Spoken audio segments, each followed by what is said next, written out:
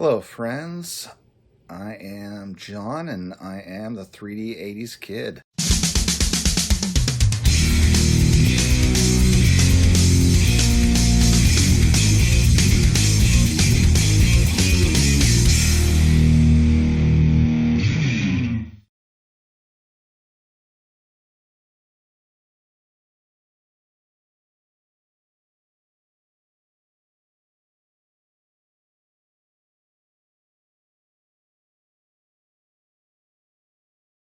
Hello, friends, and welcome to episode 30. To start things off, it's time to show off another new shirt that my awesome wife procured for me.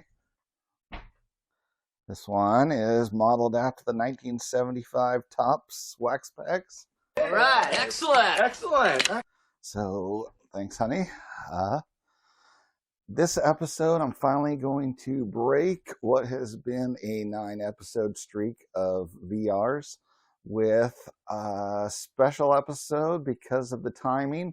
So much for that idea. With tomorrow being the announcement of the contemporary era ballot, it is time for me to weigh in on this topic. Well, that was a damn good plan. And also show off a player run of mine. So to get things started, I'm going to talk the players here involved. I'm kind of subdividing these folks into 3 groups and one lone person here. So to start out, let's go with the Reuters. So from 1990 Fleer, I've got this Players of the Decade card for Roger Clemens, as he was considered the #1 starting pitcher for the 80s. And from 89 Fleer, Rafael Palmeiro, looking nice and skinny back then. And then from 1990 Sport Flicks, let's see how this one shows up on the camera. Barry Bonds there with his nice and lean appearance there. Yeah, well, that didn't last. So my take on the Reuters, these 3 guys played their careers. Baseball was happy to have them. They drew box office. Lots of owners got rich off of their playing.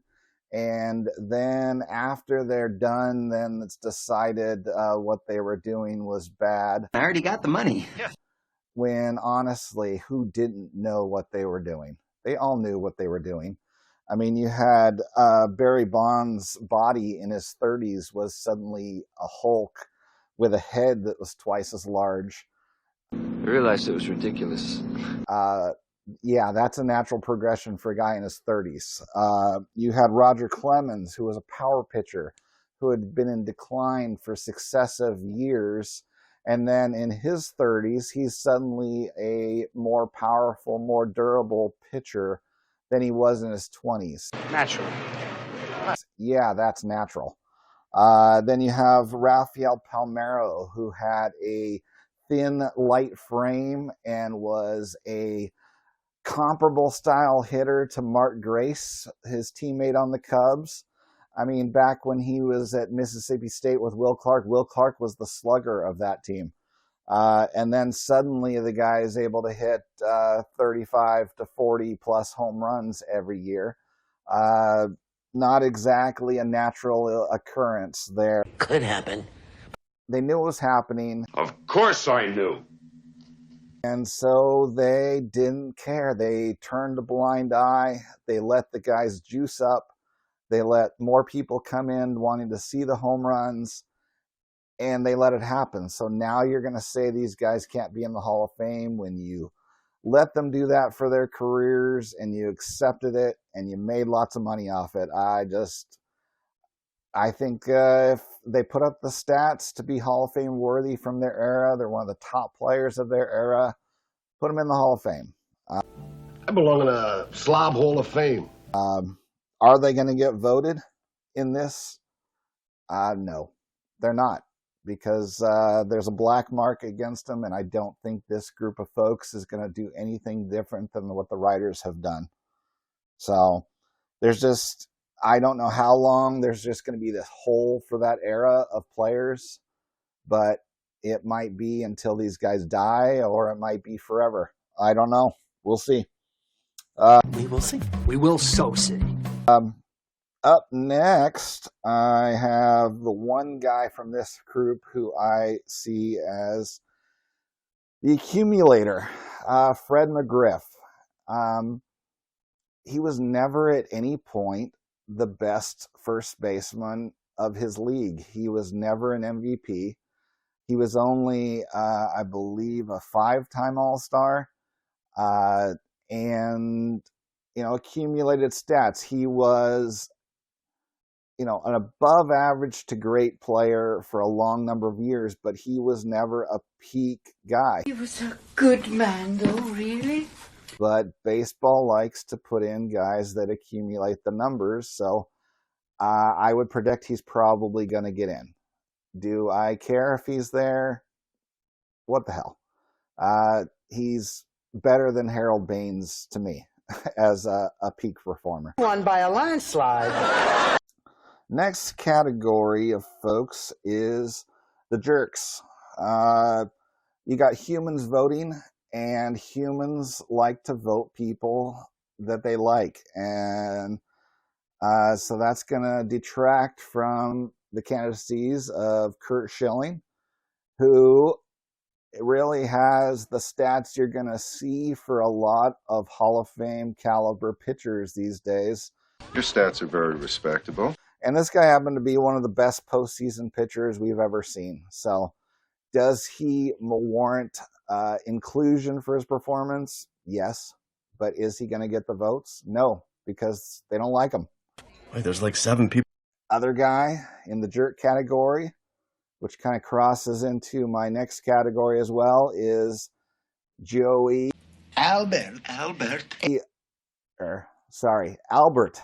Don't call me Joey Bell, as he was known for a little while as Chris Berman. This guy was one of the peak hitters of the 90s and does not seem to have the air of suspicion regarding steroids. There was a corked bat incident, I believe. That really happened? It really happened. This guy was a masher who just didn't mash long enough to be a clear-cut, easy candidate.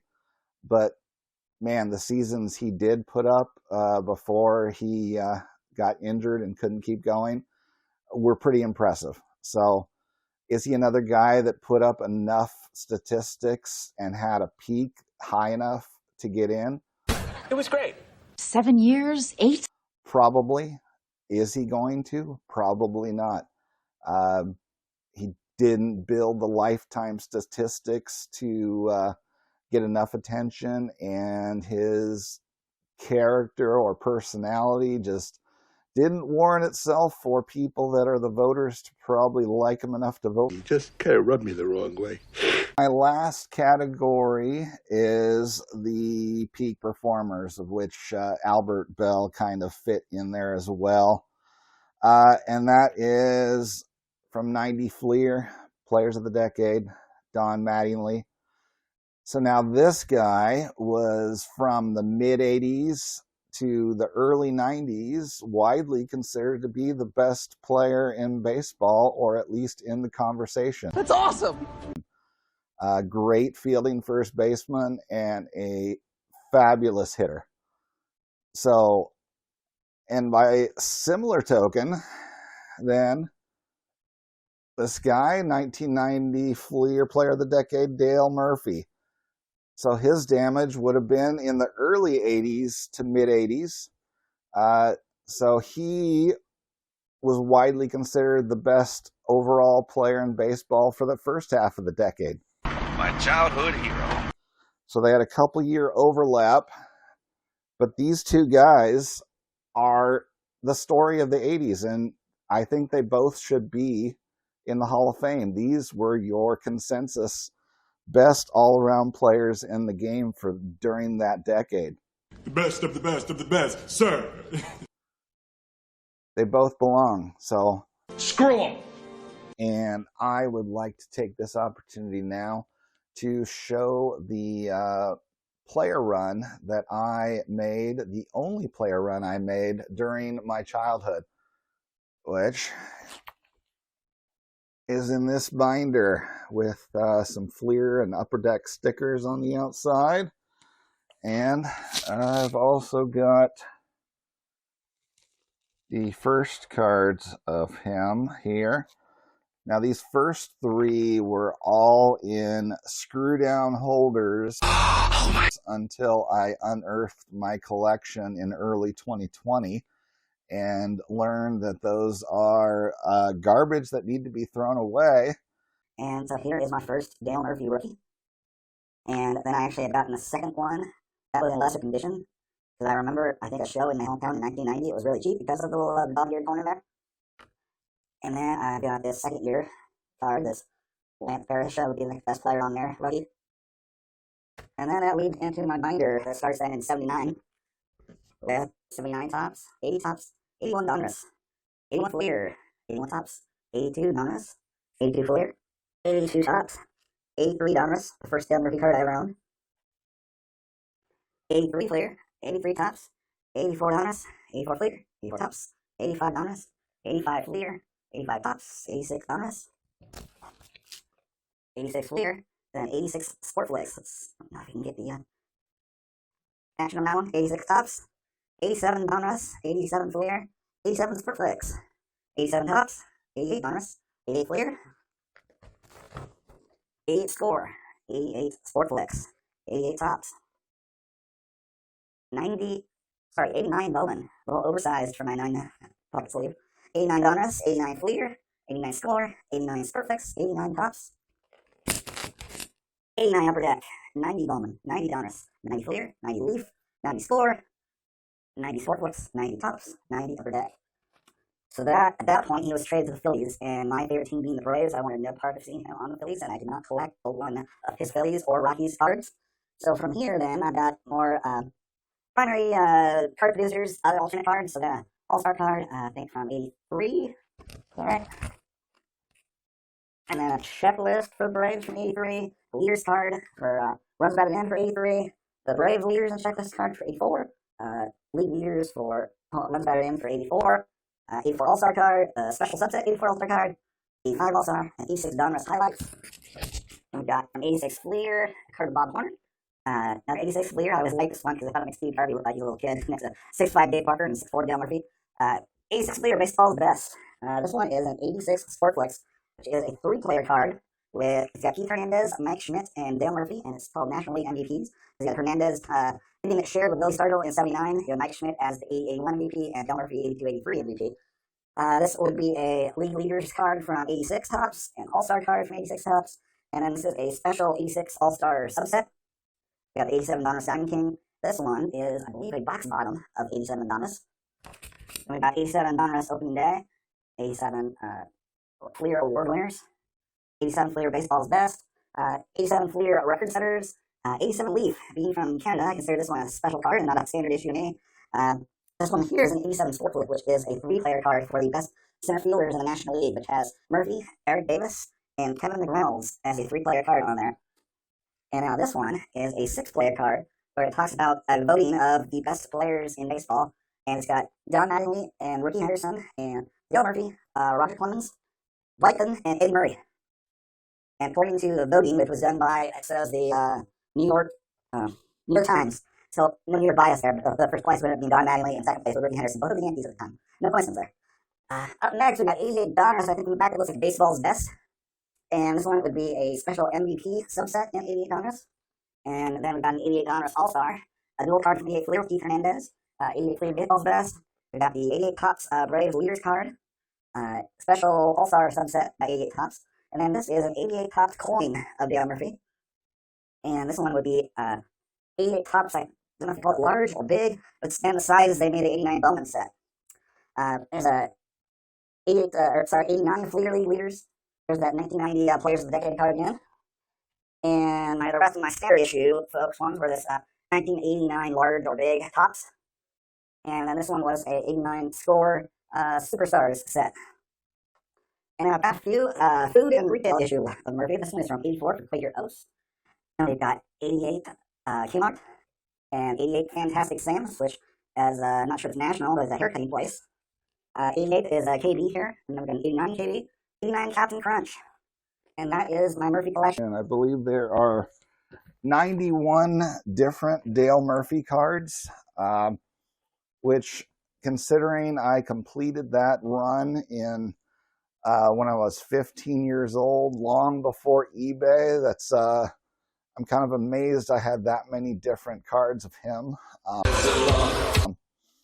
I only had a few opportunities to attend card shows in 89 and 90, and I had one local card shop in my town, so I'm kind of impressed with how many different cards I collected of him. So I rocked. good luck, Dale Murphy, getting into the Hall of Fame. So you're telling me there's a chance? I wanted to do this because I'm not very optimistic that he's going to get in, so I figure I'll give it my shot to push him in before he gets in. That really worked. Fingers crossed. All right. Thanks for watching. I will see you next time. And it was